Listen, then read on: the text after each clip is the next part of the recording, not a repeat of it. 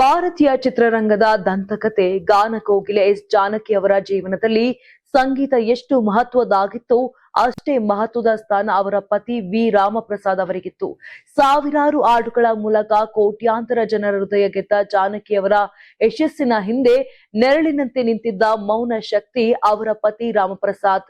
ಪ್ರೀತಿ, ನಂಬಿಕೆ ಮತ್ತು ಪರಸ್ಪರ ಗೌರವದ ಮೇಲೆ ಕಟ್ಟಲ್ಪಟ್ಟ ಇವರ ದಾಂಪತ್ಯ ಎಂದಿಗೂ ಅನೇಕರಿಗೆ ಆದರ್ಶವಾಗಿದೆ.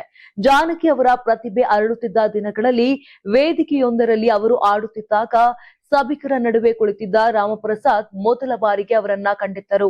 ಜಾನಕಿ ಅವರ ಅಪರೂಪದ ಕಂಠ ಹಾಗೂ ಸರಳ ವ್ಯಕ್ತಿತ್ವಕ್ಕೆ ಮೊದಲ ಭೇಟಿಯಲ್ಲೇ ಮನಸೋತ ರಾಮಪ್ರಸಾದ್ ಬಳಿಕ ಕುಟುಂಬದವರ ಪರಿಚಯದ ಮೂಲಕ ಅವರೊಂದಿಗೆ ಸ್ನೇಹ ಬೆಳೆಸಿಕೊಂಡ್ರು.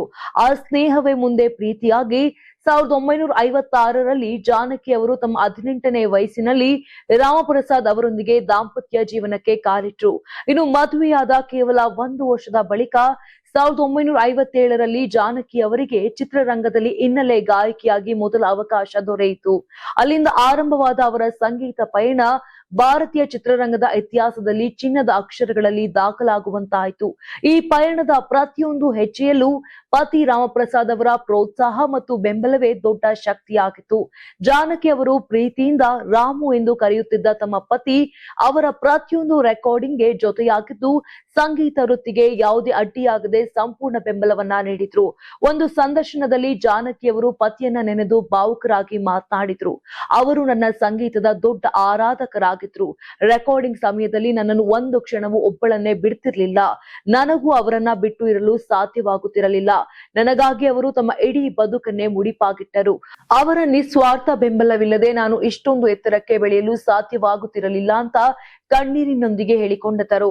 1997ರಲ್ಲಿ ರಾಮಪ್ರಸಾದ್ ಅವರು ನಿಧನರಾದ ಬಳಿಕ ಜಾನಕಿ ಅವರ ಬದುಕಿನಲ್ಲಿ ದೊಡ್ಡ ಶೂನ್ಯ ಆವರಿಸಿತು.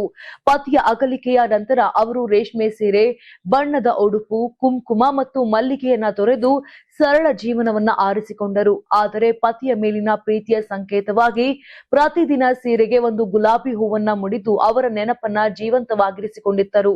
ಈ ದಂಪತಿಗಳಿಗೆ ಮುರಳಿ ಕೃಷ್ಣ ಎಂಬ ಪುತ್ರನಿದ್ದು ಅವರು ಕೂಡ ಸಂಗೀತ ಕ್ಷೇತ್ರದಲ್ಲೇ ಗುರುತಿಸಿಕೊಂಡಿದ್ದಾರೆ. ಅವರು ಅಂದು ನನ್ನೊಂದಿಗಿದ್ದರು, ಇಂದು ನನ್ನೊಳಗಿದ್ದಾರೆ, ಮುಂದೆಯೂ ನನ್ನ ಪ್ರತಿಯೊಂದು ಆಲೋಚನೆಯಲ್ಲಿ ಜೀವಂತವಾಗಿರುತ್ತಾರೆ ಅಂತ ಜಾನಕಿ ಅವರ ಮಾತುಗಳು ಅವರಿಬ್ಬರ ನಡುವಿನ ಅಚಲ ಪ್ರೀತಿಗೆ ಜೀವಂತ ಸಾಕ್ಷಿಯಾಗಿವೆ. ಗಾನ ಕೋಗಿಲೆ ಎಸ್ ಜಾನಕಿ ಇಂದು ನಮ್ಮೊಂದಿಗಿಲ್ಲ.